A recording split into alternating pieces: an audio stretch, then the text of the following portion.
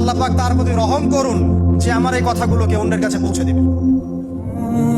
নবীজির ভাষণ। এরপর নবীজি বলছেন, জেনে রাখো নিশ্চয়ই তোমাদের পরস্পরের, মুসলিমদের পরস্পরের সম্পদ, পরস্পরের রক্ত, পরস্পরের এই যে জান মাল ইজ্জত, এগুলো একে অপরের জন্য হারাম। মুসলিমদের পরস্পরের রক্ত, পরস্পরের ইজ্জত সম্মান একে অপরের জন্য হারাম। এর হানি করা একে অপরের জন্য হারাম। ঠিক যেমন আজকের এই দিন হারাম, এই শহর হারাম, এই মাস হারাম। নবী করিম সাল্লাল্লাহু আলাইহি ওয়াসাল্লাম বলছিলেন, জেনে রাখো তিনটা বিষয়ে যেন তোমাদের অন্তর কখনো খেয়ানত না করে। তিনটা বিষয়ে তোমাদের অন্তর যেন কখনো খেয়ানত না করে। এক, তোমরা যে কাজটাই করবা শুধু আল্লাহ পাকের সন্তুষ্টির জন্য করবে। তোমরা যে কাজই করবে শুধু আল্লাহর সন্তুষ্টির জন্য করবে। তোমাদের শাসক বর্গের কল্যাণ কামনা করবে। তোমাদের শাসক বর্গের কল্যাণ কামনা করবে। 3 নাম্বার, মুসলিমদের জামাতকে আঁকড়ে ধরে রাখবে।